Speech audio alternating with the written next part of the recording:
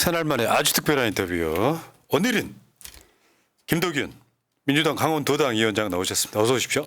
예, 안녕하세요. 김도균입니다. 김도균은 기타리스트입니다. 맞습니다. 인터넷 검색하면 네, 그분부터 나옵니다. 머리 개신 분. 예. 자, 이렇게 기억들 하셨고요. 예. 속인 고향 속초 인제 고성 양양 예. 지역위원장이시다고. 예, 예. 야, 지난 총선 때 고생 많이 했겠셨겠어요. 아, 지역 도는 데만 엄청 서울보다 넓지 않아요? 속초 인제 고성 양양 이 4개 지역이 그 도농 또 복합 그 선거구다 보니까 하루에 한 개 지역 가도 사실은 만날 수 있는 분들이 많지 않습니다. 그래서 그러니까. 다른 지역보다 좀 발품을 많이 팔았습니다. 예. 기름값이 많이 드는. 예. 자, 오늘 그 민주당의 중요한 행사가 하나 있었죠. 예. 당대표 시도당 위원장 연석회의. 예. 저 사진인데요. 예, 예. 저거 제가 방송을 봤는데 지금 강원도에서 오시느라고 차가 막혀서 사진을 다시 찍어서 올린 장면이 저 장면이고 맨 왼쪽에 지금 우리 김도균 위원장님이 예. 지금 서서 다시 사진 다시 한번 찍은 상황이고요. 지각하신 거죠, 그러니까. 사실은 저도 이 시간 약속을 좀 철저히 지키는 사람인데 예상대로라면 한 30분 전에 당사에 도착을 해야 되는데 네. 오늘 아침에 그래서 그 예상을 하고 좀 일찍 출발했습니다. 예.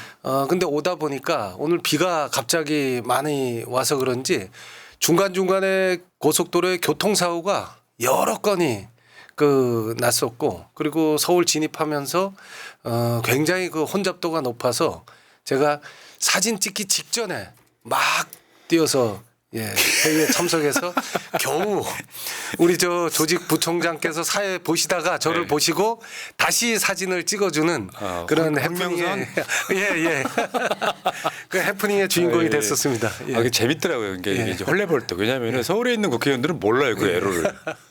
그 저 김민석 의원은 국회가 자기 지역구야. 예. 이거 오고 싶으면 걸어와도 되는 거리예요. 본인 사시는 곳이 국회의사당까지 걸어가도 되는 거리예요. 그 속인 고향에서 오셨잖아요 지금. 예, 예. 속초 인제 고성 양양. 자, 고생하셨단 말씀드리고. 아유 고맙습니다. 여러분 이분은 민주당의 정우성이세요. 제가 왜 정우성인지는 이따가 설명을 해드리겠습니다. 자, 근데 육군 중장 출신으로 지금 민주당 입당하신 거예요. 예. 여러분 이 사진 하나 보여드릴게요. 지금 김도균 수방사령관 임명하면서 기념 촬영한 거예요, 저게. 그럼 거기다가 그 삼정검인가 뭔가 주지 않아요? 예, 예. 지금 저 왼쪽에 있는 게 그 검이죠, 검. 그렇습니다.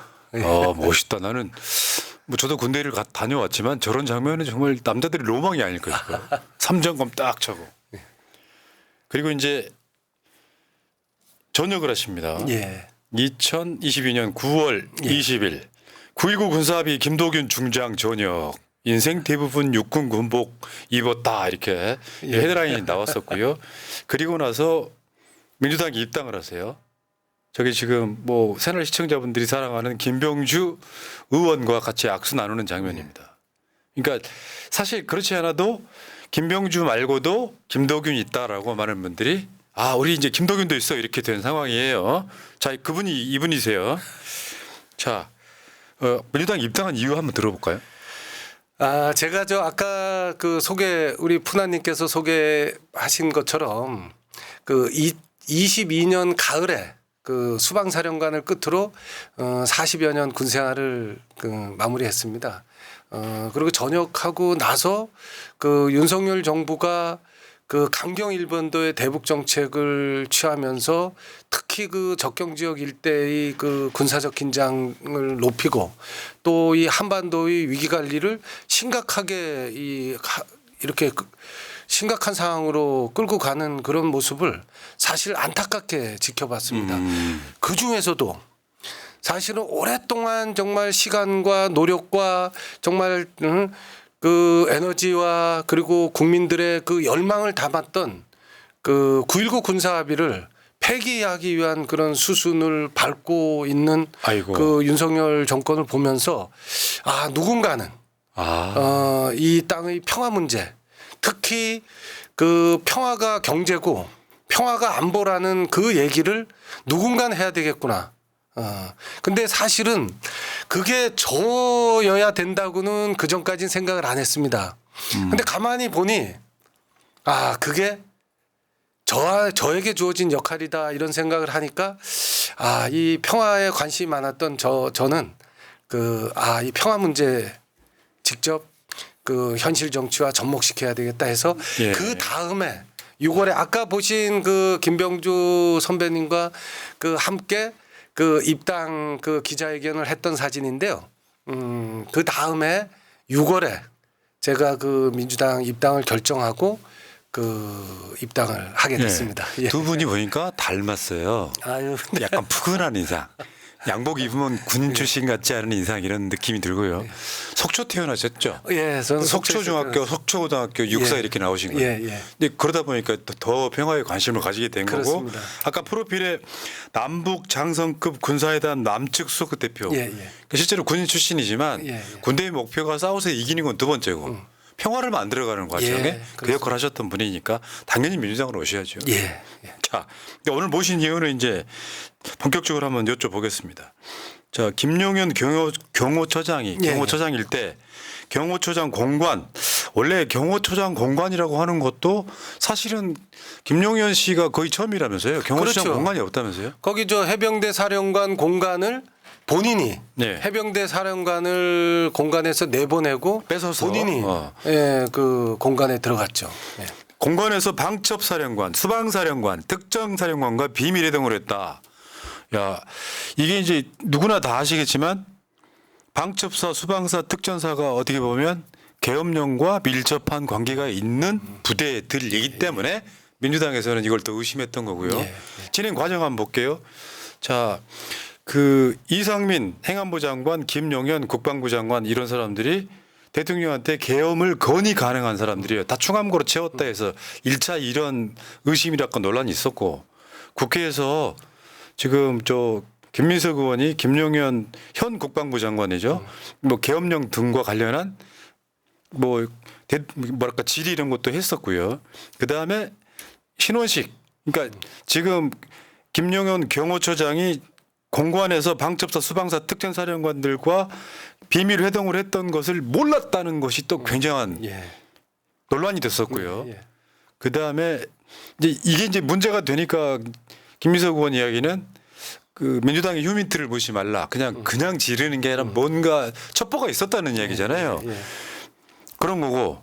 그리고 이제 박선원 의원, 국정원 제1차장 기조실장 출신 박선원 의원이 최근 수방사령관, 특전사령관, 방첩사령관을 한남동 공관으로 불러서 이제 불렀다. 그래서 계엄 얘기했냐 안 했냐 이렇게 물어보는 거고 김용현 국방부 장관은 동의 못한다. 대부분 사실 아니다. 이런 거예요.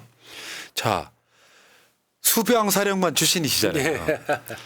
수방사령관 출신이시니까 실제로 수도 방위 사령부니까 그렇죠. 지금 한 20 몇 개월 하셨죠. 제가 25개월 수방사령관 했습니다. 네.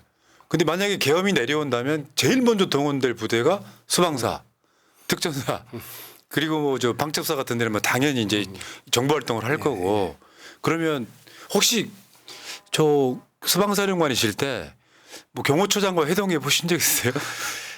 저도 사실 깜짝 놀랐습니다.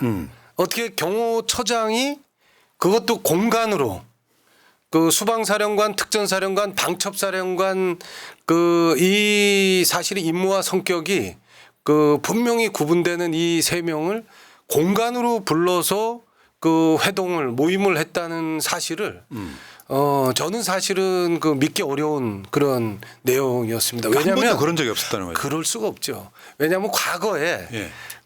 하나의 사조직 관련자들이 정권을 잡고 있을 때 군사 정권 시절에는 사실은 그런 회동이 있었고 또 그걸 통해서 나름대로 조직을 결속하고 단합하는 그런 수단으로 활용을 했었습니다. 왜냐하면 군의 주요 직위를 서로 주거니 받거니 하던 그런 시절이었기 때문에 수방사령관, 특전사령관, 당시의 보안사령관을 불러서 경호처장 또는 조금 더 과하게 얘기하면 대통령까지도 이렇게 회동할 수 있는 사실은 그런 분위기가 군사정권 시절이라면 아마 충분히 가능했을 텐데 그 이후에 경호처장이 이 중요한 그 임무를 수행하는 3명을 자신의 공간으로 불러서 그것도 지휘 보고가 뭐 그 국회 내용을 보니까 지휘 보고가 됐는지 안 됐는지도 사실은 불분명한 그런 사항이던데 지휘 보고도 없이 공간의 회동을 만약에 했다면 이거는 심각한 국기문란 행위입니다. 그리고 그 3명은 경호처장과 그렇게 회동을 할 수 있는 사람들이 아닙니다. 거기서 예를 들면 제가 25개월 수방사령관을 했지만 수방사는 경호처와 관련은 있습니다. 왜냐하면 수방사 예하 부대 중에 일부 부대를 경호처장에게 즉 경호처장에게 작전 통제해서 그 과거 청와대 내각 외각 경호 임무를 수행하게 하는 그 직간접적인 그 관계가 있기 때문에 경호처장과 수방사령관의 나름대로의 그 업무 연관성은 있습니다. 근데 분명히 얘기합니다. 제가 25개월 근무하는 동안에 경호처장 직무실에도 저는 가본 적이 없습니다. 그 과거에 그 아마 기억하시는지 모르겠지만은 그 북악산 개방 행사 때문에 문재인 대통령과 함께 그 북악산 일대의 개방 행사를 한 적이 있습니다. 예를 들면 그런 행사 때 당시 경호처장을 현장 행사관에 만나서 뭐 인사를 주고받고 하는 정도이지 저렇게 공간에 그 방문을 해서 회동을 하는 것 저는 그 이해할 수 없는 사항이고 거기에 특전사령관이나 하물며 방첩사령관까지 그 회동에 참석을 했다는 게 저는 굉장히 그 사실로 믿기 어려운 예. 그런 내용입니다. 예. 그러니까 쉽게 표현해서 의심받을 짓 한 거 맞다. 굉장히 그 의심받을 짓 이상의 수준이죠. 만약에 그 지휘 보고도 없이 그런 모임이 그것도 그 경호처장 공간에서 이루어졌다면 그 굉장히 그 심각한 문제가 여러 개 그 합리적 의혹을 할 수 있을 정도로 아주 부적절한 그런 행동입니다. 이따가 이야기가 또 나오겠지만요. 조현천 씨 계엄 문건 때 그 기무사가 사실상 박정사인 그렇죠. 거고. 예, 예. 다음에 우리가 계엄하면은 특전사 동원되는 건 5.18 때도 보셨어요. 네. 그 수방사는 뭐 다 말할 것도 없는데 수방사도 사실은 이 계엄이랑 아주 밀접한 관련이 있는 상황인데 여기에 경호처장이 방첩사, 수방사, 특전사 사령관들을 불러서 비밀로 만났다라고 하는 것. 제 추정은 그렇거든요. 어떤 문건이 있다기보다는 그들이 예를 들면 만약에 계엄령을 내리게 되면 어떻게 해야 되는지에 대한 이야기를 나눴을 가능성이 매우 높아지는 거죠. 현실이. 충분히 그럴 수 있죠. 지금 그 3명은 그렇게 그 경호처장 공간에서 만날 수 있는 사람들이 아닙니다. 또 그렇게 해서도 안 되고 우리는 과거의 그 질곡의 역사를 거쳐왔기 때문에 적어도 국민들이 색안경을 쓰고 볼 수 있는 그런 의심이 되는 행위들은 사실은 해서는 안 되는 겁니다. 그게 네. 멀지도 않아요. 8월 초에 그 회동이 있었다는 거고요. 실제로 예를 들면 국방부 장관이 정권 지휘관회의 뭐 한다면 모를까. 예. 경호처장이 뭐라고? 그렇습니다. 더군다나 당시 국방부 장관도 모르게 이상하잖아요. 이상하죠. 어떻게 보면 약간 쿠데타의 전조 같은 거 아니에요? 예. 일반적인 상황 같으면? 하여튼 뭐 그 아주 부적절하고 그 이렇게 통상적으로 있을 수 있는 일이 아닙니다. 제가 그 기사를 보니까 신원식 장관이 그 국회에서 그 아주 그 통상적인 경호 작전과 연계해서 이렇게 그 답을 하고 또 지난 뭐 문재인 정부 때도 그런 회동이 있었던 것처럼 이렇게 거짓말을 하더라고요. 하는 거네. 그 말도 안 되는 소리죠.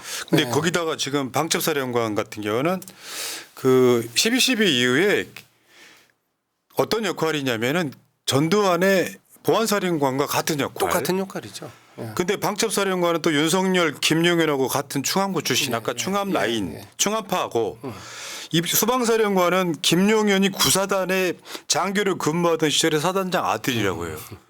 이게 되게 엮여 있단 말이에요.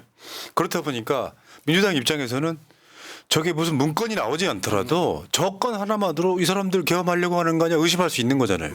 충분히 네. 그럴 수 있는 그런 상황입니다. 자, 의심받을 네. 수 있는 상황입니다. 근데 과거 사례로 한번 가보겠습니다.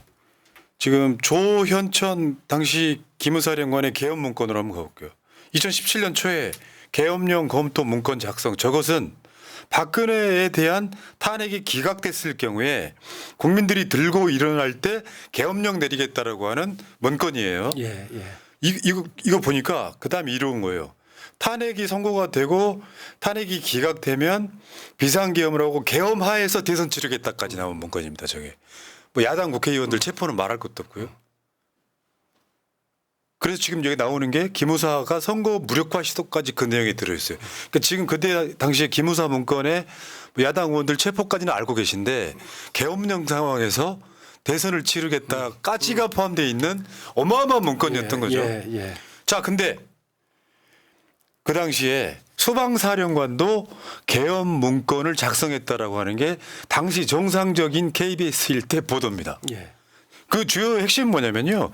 2016년 11월 달에 청와대 시위 집회 대비 계획 문건을 수도방위사령부 수방사가 작성했더라 그거고 예. 지금 그때 당시에 수방사령관이 이 사람이에요. 구홍모 씨.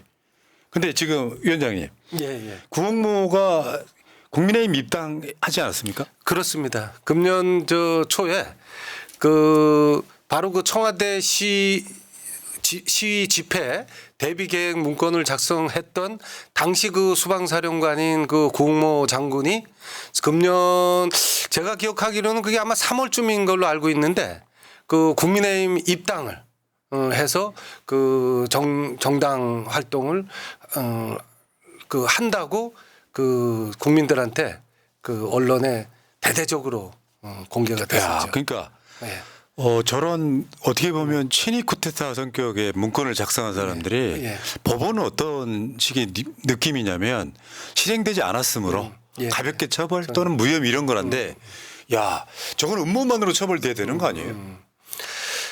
사실은 조현천 그 당시 기무사령관의 계엄 문건부터 시작해서 그리고 또 구홍모 수방사령관의 청와대 집회시 대비 개혁과까지 연결되는 이 과정은 정말 시사하는 바가 많습니다. 그리고 그런 것들은 우리 국민들이 정말 예리하게 지켜보고 짚어야 되는 그런 문제고 또 이런 그 것들이 실제 상황으로 발생하지 않도록 하려고 하면 정말 예의주시하고 또 관심 있게 이 내용들을 추적해야 됩니다. 맞습니다. 예. 그러니까 이 김용현이 방첩사령관, 수방사령관, 특전사령관을 불러서 비밀 회동했는데 이 세 개 부대가 다 계엄령과 밀접한 연관이 예. 있으니 사실 계엄령이라고 하는 게 만약에 내려지면 필연적으로 국민이 다칠 수밖에 없는 상황이잖아요. 예. 말도 안 되는 상황에 예. 계엄령 내리면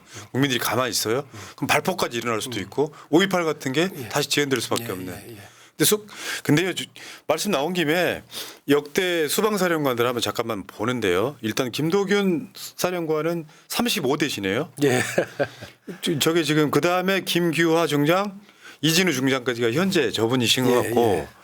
조금만 더 올라가 보겠습니다. 신원식 현 안보실장도 수방사령관 출신이네요. 예. 그 다음이 바로 김용현이에요. 예, 예. 그리고 지금 그 구홍모 당시에 예, 수방사령관 국민의힘으로 입당한 예. 계엄 문건 작성했다고 하는 사람이 예. 지금 저기 수방사령관이고 더 올라가 보겠습니다. 아까 말씀드린 민주당의 정우성 예. 서울의 봄에 등장했던 정우성 그 실제 인물 장태환 사령관이 전두환 그 신군부의 쿠데타를 막으려다가 그럼요. 저 상황이고 놀랍게도요. 노태우도 수방사령관이었어요. 예. 그때는 수도 경비사령관이었죠. 예. 야, 그러니까 이 자리는 정권 입장에서는 정권을 지켜야 되는 그러니까 국방보다는 대통령과 정권을 지켜야 되는 제일 중요한 자리 중에 하나네요. 예, 그렇습니다. 야, 제가 봤을 땐 이렇습니다. 민주당 입장에서는 계엄을 무조건 막아야 되는. 막아야죠. 국민들을 위해서. 또 국민들이 그런 상황이 발생하지 않도록 정말 예의주시하고 주목하고 추적하는 그 노력을 국민들과 함께 하도록 그 해야 됩니다. 그래서 그러한 일이 다시 반복되는 일이 없도록 해야 됩니다. 아마 지금까지 그 경비계엄이나 비상계엄이 제가 찾아보니까 한 16번 정도 계엄 사항이 우리나라에서 이렇게 예. 그 사례가 나오더라고요. 그런 사항이 사실은 더 이상 나오지 않도록 하려 그러면 정말 이 문제를 철저하게 추적할 필요가 있습니다. 예. 근데 민주당이 무슨 음모론 확산한다 그러는데 예. 사실은 내란 음모도 처벌 대상이어야 되는 거잖아요. 예. 실행이 안 됐더라도 예. 예. 이렇게 문건을 작성했다는 건 음모가 있다는 뜻이잖아요. 그렇죠. 그렇죠. 그 국민들의 무슨 민주화 요구 같은 거를 군인들을 통해서 이제 막아보겠다라고 하는 음모들인데 이거를 민주당이 전 잘한다고 보거든요. 예. 그 미리미리 말로 해서 예방해야 그럼요. 되는 거. 예방해야죠. 예. 그 논란이 있더라도 말로 해서 예방을 해놔야 국민들이 안 다치니까. 그렇습니다. 예. 야, 우리 아직 계엄령 안 내렸잖아. 근데 지금 김용현 경호처장이 방첩사, 수방사, 특전사령관 불러서 비밀 해동했다는 것만으로도 의심받기 충분하네요. 합리적 의심이 가는 대목이죠. 그리고 최근에 그런 회동은 사실은 생각할 수도 없습니다. 다른 사람은. 그러니까 그쪽에 계셔. 그럼요. 그 경호처장이 사실 뭐라고 그 임무와 역할이 전부 틀리고 또 분명하게 자기 임무를 인식하고 행동해야 되는 수방사령관, 특전사령관, 방첩사령관을 그것도 공간으로 불러서 그거는 심각한 국기문란 행위입니다. 그 경호처장이 그렇게 할 수 있는 사람들이 아닙니다. 그 사람들은. 경호처장이라고 하는 게 차관급 아닌가요? 아니 그러니까요. 그럴 수 있는 사람들이 아닙니다. 거기다 특전사령관은 가까이 있지도 않습니다. 저 멀리 그런데요. 예, 떨어져 있는데 예. 근데 진짜 매우 적절치 않은 그 행위를 그 경호처장이 한 겁니다. 그것만으로도 그럼요. 경호처장은 아주 부적절하고 경솔한 행동을 한 겁니다. 어떻게 보면 해서는 안 되는 행동을 한 거죠. 법 적용 나름으로는 직권남용도 되겠어요. 그럴 수 있죠. 그럴 권한이 없는 자가 주요 부대 사령관들을 불러 모았다는 거. 만약에 군정을 담당하고 있는 육군총장 또는 국방부 장관 또 그 부대들이 전부 또 작전 사령관 임무를 수행하는 지휘관들이기 때문에 합참의 군령을 보좌하는 합참의장하고도 연결돼 있어요. 그러니까 총장, 의장, 장관에게 만약에 지휘 보고가 안 된 상태에서 경호처장과 회동을 했다면 더 심각한 문제죠. 근데 국회에서 드러났잖아요. 만약에 당시 그게 신호식 장관은 몰랐다고 이야기했잖아요. 그게 사실이라면 아주 심각한 문제입니다. 그건 군 기강과도 관련된 문제입니다. 지금 장태환 사령관 예에서 보셨지만 어떻게 보면 최후의 보물 같은 거 아니에요. 예. 수방사는 우리 군대 있을 때 수방사 군복 보면 되게 멋있었거든요. 색깔이 일반 군대는 좀 달랐었잖아요. 수방사가 지금 해야 될 것은 사실은 대통령을 지키는 게 아니라 수도를 지키시는 거예요. 그럼요. 야, 이거 보고 있으면은 좀 이 정권은 정말 막 나가는 것 같아요. 막 나가죠. 제가 사실은 수방사령관 끝나는 날까지 청와대가 용산으로 이전되는 문제 때문에 사실 끝나는 날까지 대립하고 갈등을 하다가 수방사령관을 끝냈습니다. 청와대가 졸속으로 용산으로 이동하는 과정은 기억나요. 네, 이거는 사실은 정상적이지 않습니다. 일반 개인도 집을 이사할 때도 이사를 위해서 사전에 준비하고 구상하고 또 나름대로 이렇게 계획하는 아마 그런 시간이 최소한 일정 시간은 있어야 되는 것이 개인이 사는 세상에서도 상식인데 이 대한민국의 가장 중요한 국가 시설이 이전하는데 이렇게 졸속으로 어디 전쟁 상황에서 전쟁 지도부가 이동하는 것처럼 하는 이 행위는 그때부터 부적절했어요. 사실은 제가 이 수도 서울을 담당하는 작전 사령관이었습니다. 네. 근데 제가 청와대가 수방사로 이전하는 그 내용을 언론을 보고 알았습니다. 와. 이는 사실은 그 상상할 수 없는 일이죠. 예. 어떻게 보면은 저 무슨 방통위원장 등 쫓아내듯이 수방사령관도 나가주길 바라는 그런 모욕이었을 그럴 수도 있죠. 생각이 드네요. 왜냐하면 저는 그 어마어마한 일이 그 이루어지는 내용을 언론을 보고 그 인지를 했고 열받네. 그 후에 사실은 청와대가 지금까지도 이제 그 해결이 안 된 문제들인데 용산으로 이전하면서 여러 가지 작전적 그 태세 후속 조치들을 해야 되는 게 굉장히 많습니다. 그러니까 지금 예. 원래 청와대였다면 수방사가 지켜야 될 요 뭐 경비 또 이런 범위들이 다 달라지는 상황이면 그럼요. 문재인 대통령이 임명한 수방사령관이라고 할지라도 협의를 해야 예. 되는 상황인데 그럼요. 언론에 보고 대통령실에 옮긴다고? 아 그러셨다고요? 그럼요. 미친 정권 아니에요? 특히 그 이 P73 공역이라고 이 수도 서울은 이게 중요한 지역이기 때문에 그 방공 그 식별 구역이 별도로 구성이 돼 있습니다.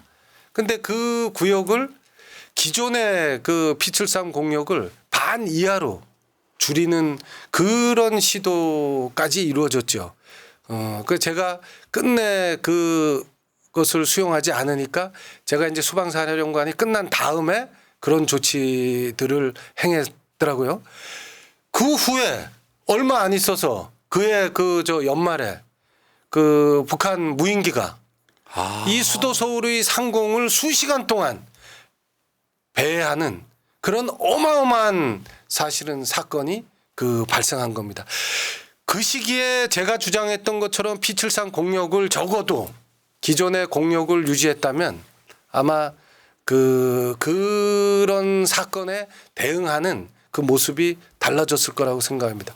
근데 그 상황에서도 당시 그 경호처장 김용현 처장은 그 일체 책임을 지지 않는 그렇네요. 그런 모습을 보면서 야 이게 뭔가 이 문제가 있다 하는 그런 생각을 하고 있습니다. 정말 심하네요. 예를 들어서 만약에 북한이 남침이라도 했다면 전 정권이 임명한 수방사령관이라고 해서 쉽게 표현 왕따시켜버린 거잖아요. 그런 상황을 이렇게 만들어 놓고 수방사령관 나갈 때까지 소통 안 하겠다라는 그런 정권 아니에요. 야 이거 뭐 훌륭하신 분 모셔놓고 제가 그렇긴 합니다. 미친 정권 아닙니까? 정말 지금도 그 상황을 생각하면 사실은 여러모로 안타깝고 아주 유감스러운 마음이 그러면 많습니다. 정치권에 나오실 때 이것도 상당히 영향을 끼쳤을 것 같아요. 그것도 있죠. 뭐냐면 그 청와대가 지금 용산 지역으로 이전하고 또 관저가 한남동 지역으로 이전하는 과정에서 정말 많은 그 사람들이 고통을 받았고 또 불필요한 예산이 아직도 그 해결이 안 돼 있어요. 지금 앞으로 또 얼마나 더 예산이 추가 예산이 투입될지 알 수 없는 정도로 정말 이 불필요한 예산이 이 청와대 이전 또 한남동 공간 이전 뭐 이런 걸로 그 수없는 예산이 투입됐고 앞으로도 아마 더 많은 예산이 계속 투입되게 될 겁니다. 그렇죠. 네. 그런 상황에서 지금 용산 지역은 어떻습니까? 대한민국의 국가 안보를 책임지는 모든 인원들이 그 작은 바운더리 안에 다 모여 있습니다. 이것은 위험한 거죠. 한반도 위기관리 상황을 고려할 때도 아주 위험하고 그 부적절한 맞죠. 그런 사항을 지금 만들어 놓은 겁니다. 제가 봤을 때는 이 건은 정권이 바뀌면 특검 사항입니다. 특검 받아야죠. 네. 이건 그러니까 이렇게 졸속으로 이전했는지 그럼요. 뭐 외교부 장관 공간 빼서 대통령 부부가 들어가고 뭐 육군 참모총장 공간 아까 해병대 사령관 공간 막 엉망진창되고 엉망진창이죠. 국방부는 합참 건물로 가고 합참은 지금도 어디로 갔는지 전 정확히 모르겠어요. 국방부에 지금 새 들어선다면서요. 합참을 지금 이제 저 남태령 지역 지금 수방사 그 사령부가 있는 지역으로 그 이전하는 그 계획을 추진하고 있는데 그게 사실은 어마어마한 예산을 들어가는 작업입니다. 그리고 그게 뭐 한두 해에 끝낼 수 있는 그런 사안도 아니고 이게 순차적으로 파생되는 그 문제들이 이만저만한 문제들이 아닙니다. 하물며 그 청와대를 용산으로 이전하고 아까 말씀드린 것처럼 무인기 그 침투 상황을 만들고 또 그 후에 또 어떤 일이 있었습니까? 용산으로 이전하고 나서 그 미국의 그 도감청 가장 내밀하게 보안이 유지돼야 될 그 청와대의 내밀한 정보들이 그 도감청에 의해서 다 나가고 이런 상황임에도 불구하고 당시 그 김용현 경호처장은 그 일체의 그 책임에 대한 맞죠, 그러네요. 도리어 경호처장이 국가의 주요 기관장으로 이렇게 국방부 장관. 전환되는 보직을 바꾸는 아마 이런 사례는 과거 어디 군사정권 시절에나 가능했을 겁니다. 어떻게 경호처장을 국가의 중요한 그 장으로 그 보직을 변경하는 것은 아주 적절치 않은 저는 인사라고 생각합니다. 저는 이것도 일종의 국정농단 사례라고 보는데요. 국정농단 사례일 수 있죠. 예. 그러니까 예를 들어 지금 신임 경호처장은 또 정진석 비서실장의 고향 후배를 지금 임명한다는 건데 그러면 지금 현재 신임 경호처장이 방첩사령관, 수방사령관, 특전사령관 불러 모을 수 있을까요? 못 모으죠. 불가능하다고 보는 그리고 거거든요. 그렇게 해서도 안 될 뿐더러 그렇게 할 수도 없는 일입니다. 아니 경호처장이 뭐라고 그 임무가 명확하게 수행해야 되는 그 수방사령관, 특전사령관, 방첩사령관을 공간으로 부릅니까? 그것은 그 군 기강 문제 또 국기 문란 행위로까지 그 볼 수 있는 그런 정도의 부적절한 행위입니다. 야 이게 우리 네. 저 위원장님이 유머가 1도 없으신데 네. 듣다 보니까 빠져들어. 제가 이제 유머 감각이 좀 떨어집니다. 아니 그런 것보다 우리 위원장님이 아니 그러니까 그 아까 여러분들 보셨겠지만 실제로 군내에 계시던 분들이 민주당에 오긴 쉽지는 않은데 왜냐하면 그런다면서요. 김병주 의원 말씀에 의하면 배신자 소리 듣는다면서요. 들어오셔서 이제 여러 가지 문제로 이제 이 평화가 중요하다고 느끼신 예. 중장 출신이시고요.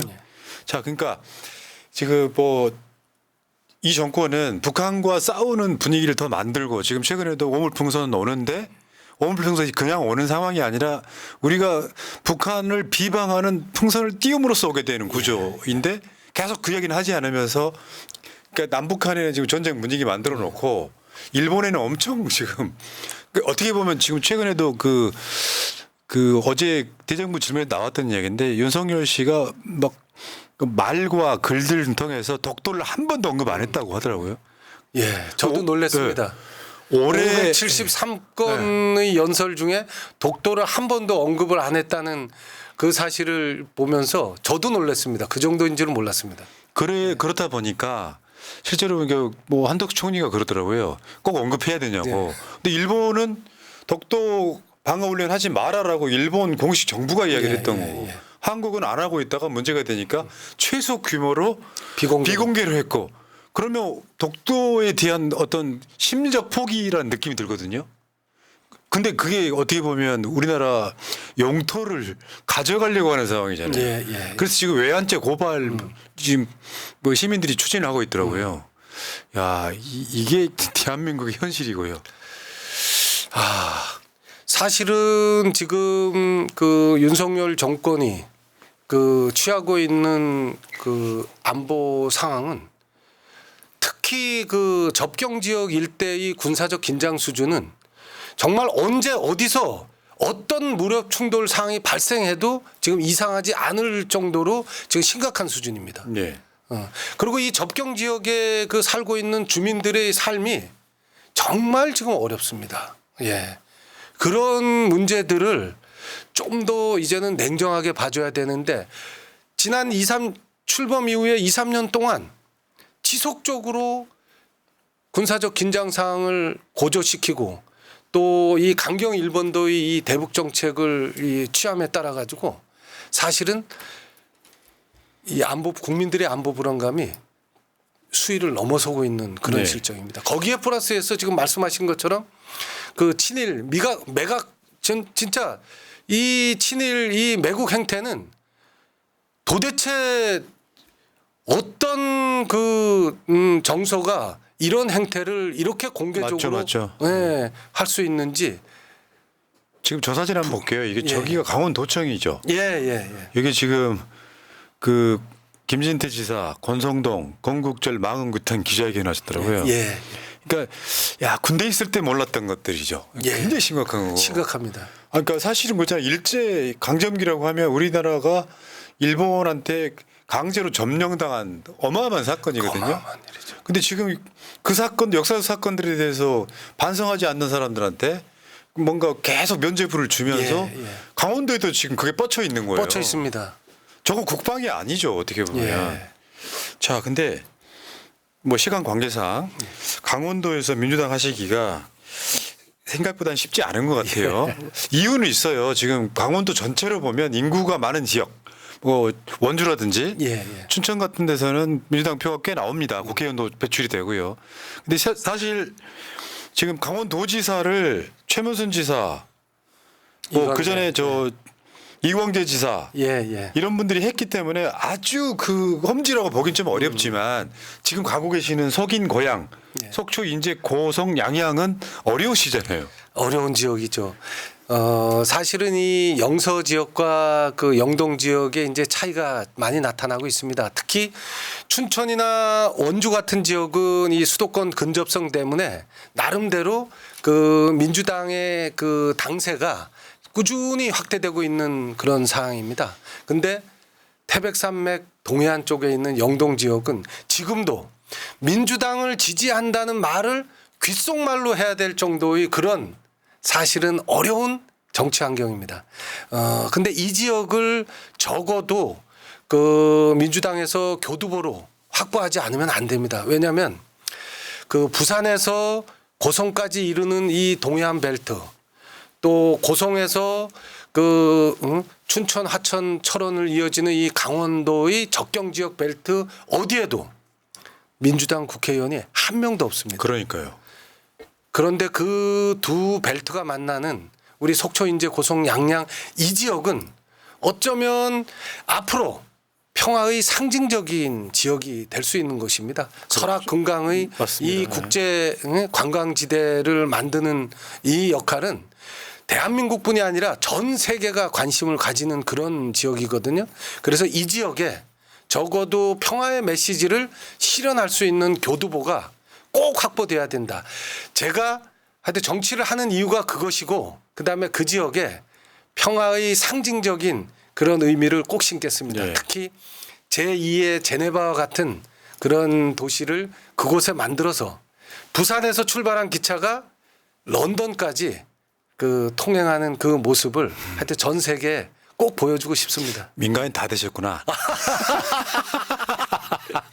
아니 제가 사실은 그쪽 이제 총선 때는 주로 이제 부울경이나 수도권 관심이 많았기 때문에 최근에 처음으로 인터뷰 날짜를 잡아놓고 총선 때 어떻게 얼마나 얻으셨나라고 이렇게 결과를 봤어요. 근데 진짜 노력하셨던 게 보이긴 하더라고요. 더 노력하겠습니다. 저 지역은 진짜 그런 지역인데 44% 정도 얻었잖아요. 예. 저는 다음 총선 때 진짜 열심히 하고 이 정권 무너지고 하면은 당선 가능성이 가장 유력한 분이 아닐까 싶어요. 더 노력하겠습니다. 서울에서 대관령 넘어가면 있는 그 동해안 바닷 같은 예. 진짜 어렵잖아요. 어렵습니다. 기름값만 해도 아마 총선 때 들어간 기름값만으로 집 한 채 한 사실 그 지역이 공교롭게도 다 그 친윤 그 세력들이 그 지역의 지역구를 틀어지고 그렇죠. 있습니다. 권성동. 예. 이철규, 권성동, 이양수. 이양수 아주 그 친윤 그 골수 인원들이 그 영동 지역을 꼭 장악하고 있습니다. 그래서 이것을 하여튼 깨트리는 것이 강원도의 미래를 바꾸는 일이고 또 영동 지역의 새로운 그 변화와 혁신을 시작하는 것이다. 이렇게 사명감을 가지고 있습니다. 예. 저는 진짜 이런 분들이 좋습니다. 뭐냐면 사실 솔직히 말씀드리면 수도권은 험지 아니에요. 이제는 텃밭이지. 그러면 강원도고 뭐 TK고 부울경이고 많이 내려가셔갖고 뭔가 바깥이 열심히 하시고 그래서 한석 보탬은 이 선거라는 게 거의 양당제에서는 하나 뺏어오면 두 석을 얻는 효과가 있거든요. 근데 진짜 어떻게 보면 TK만큼이나 험지에서 정말 고생하시는 거거든요. 그래서 저는 오늘부터 우리 김도균 위원장님은 새날 가족으로 아유 고맙습니다. 더 열심히 하겠습니다. 아니, 우리 같은 방송에 관심을 많이 보여드려야 그래야 우리 서울이나 뭐 경기도나 다른 지역에 있는 분들이 더 관심 보이고 또 지인 찾기도 할 수 있고 아유 고맙습니다. 얼마 안 남았습니다. 다음 총선 금방 와요. 예 고맙습니다. 자, 새날 가족 되신 기념으로 마지막으로 시간 관계사 이 카메라 보시면서 예. 뭐 아이 컨택 한번 하시고요. 하실 예. 말씀 있으시면 해주시기 바랍니다. 아 정말 이 푸나님과 이렇게 그 뭐 길지 않은 시간인데 제가 하고 싶은 얘기들 이렇게 마음 놓고 허심탄회하게 이렇게 얘기할 수 있도록 시간과 또 공간을 이렇게 배려해 주셔서 우선 감사하다는 말씀드립니다. 그리고 새날 가족들과 앞으로 항상 함께하는 또 그 신념에 저도 동참하는 그런 정치인이 될 수 있도록 하겠습니다. 고맙습니다. 예. 정말 멋진 분이시네요. 예. 그러니까 사실 별로 기대 안 했거든요. 뭐 구현수 씨 뭐 재미도 하나 없을 것 같고 그랬는데 내가 봤을 땐 제2의 김병주 머지않았다. 아닙니다. 자 고생하셨고요. 다음에 예. 또 뵙겠습니다. 고맙습니다. 예, 고맙습니다.